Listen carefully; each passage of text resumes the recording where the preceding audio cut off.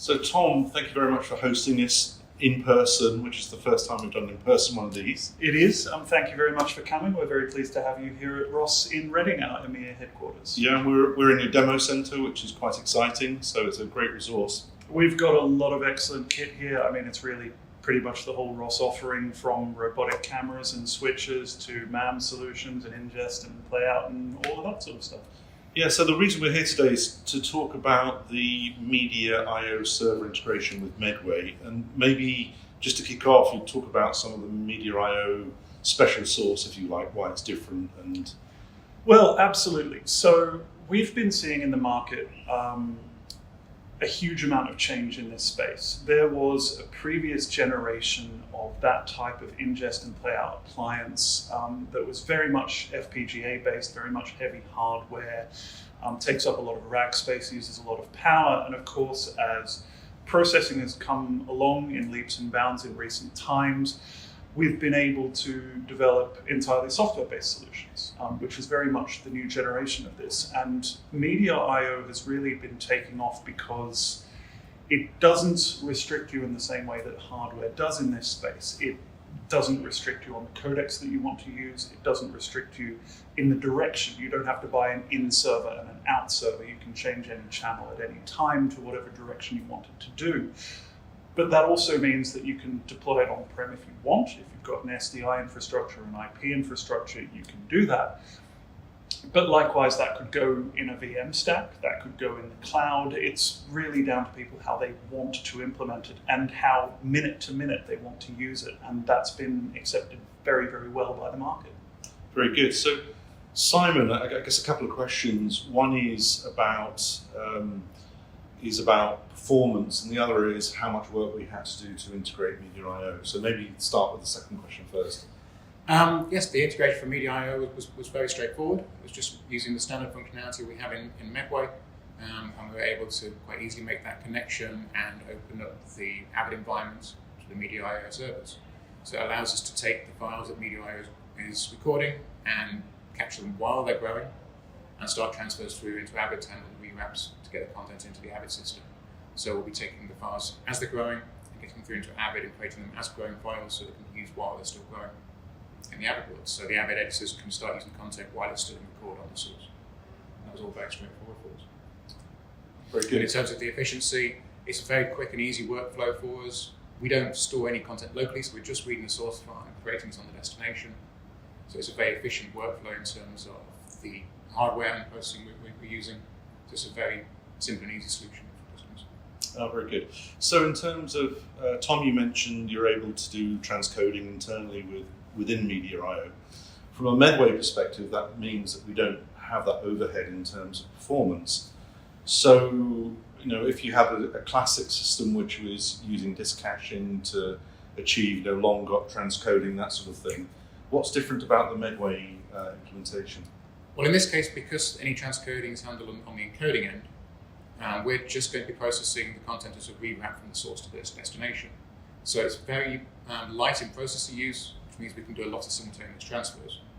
So from a single unit, we'll be able to do multiple simultaneous transfers and just rewrap the content from the source and practice again on the destination. So it's a very efficient utilization of the hardware that we'll be running. So when you say hardware, what does that mean? Could it be in VM or it could be in cloud or? Yes to all. Okay. So good. we're very flexible in how we're going to be using this. Say it's not a processor-intensive solution, so it could be a physical server, it could be a VM, it could be cloud-hosted, it could also be co-hosted with the Media I/O itself for small installations and configurations. So Tom, if we're talking about co-hosting with Media I/O, how does that give benefits to a customer, for example? Well, absolutely. I mean, people are looking for compact systems. They want as many channels as possible in the smallest possible space. They want a minimum of overhead in terms of their IT management. Also, things like green issues. How many servers can we get rid of in order to get our power consumption down? In trucks, can we get our weight down? There's a huge number of benefits to having more integrated solutions, closely and densely packed, which is something we can absolutely achieve with this solution. So in terms of scaling, how you mentioned this kind of small scale down system. What about scaling up? Media.io doesn't really have a theoretical limit to how big it can be because of the way that the system is constructed. There's a management server that sits on top. In very small systems, to briefly touch on those again, we can co-host that as well. But in larger systems, you'd have a single management and then X number of servers connected into that being managed by that central unit. So they're the ones doing the work.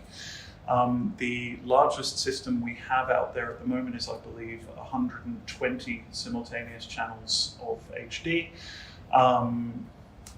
And that's all managed very comfortably. We don't believe there's a ceiling to it. Certainly it's beyond what any customer I've ever heard of in my 20 years in this business would actually need. So really it's very, very flexible, and it's very simple to expand a system once it's in place as well. It's simply a case of adding a channel server and telling management, here's another pool of resources for you to use. So Simon, in terms of scaling and resilience from a Medway perspective, we need to map onto that. Yeah. How does that work? So Medway is, by design, it's very scalable in terms of an individual configuration for one unit and on multiple simultaneous transfers. And the number you'll be able to do for a single unit will be defined by the codec you're using and the bandwidth available. So you can work that out mathematically what the limit will be per instance, which is a fairly high limit. And then it's very easy for us to add additional transfer engines to increase the number of total transfers you'll be able to do in one system. And obviously, of course, as soon as you start adding extra instances, that gives you redundancy as well. So we can also make ourselves redundant for both transfer and management functions if that's required as well.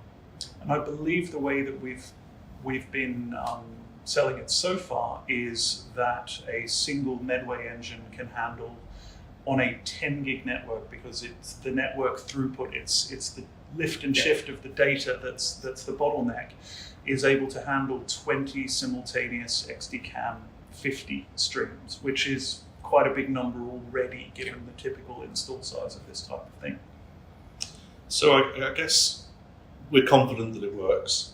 We know it works. We've got customers using the solution. So it's it's a mature technology, and I guess the asked question is, how do customers buy it? Well, they get in touch with us at Ross. They talk to their regional sales manager or any Ross partner, and there's a huge directory available on the internet.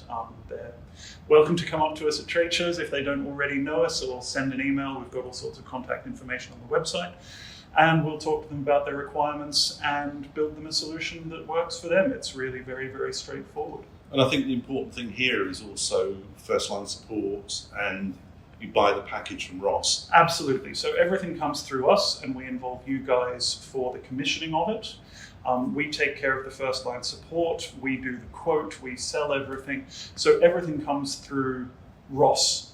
We're a single touch point for that, and we've got a great relationship with you guys.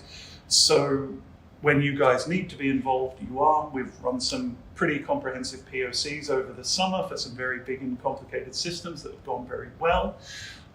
So we're very confident that partnership is going to continue to work very, very well, but keeping it simple for the customers with a single point of contact.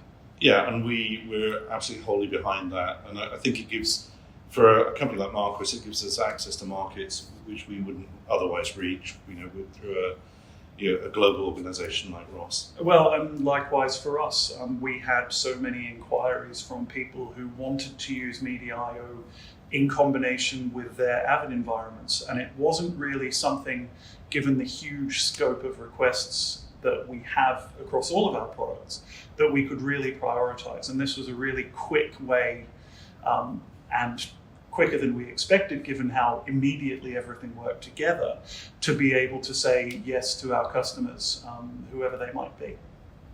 Very good. Well, Tom, I think we'll wrap it up there.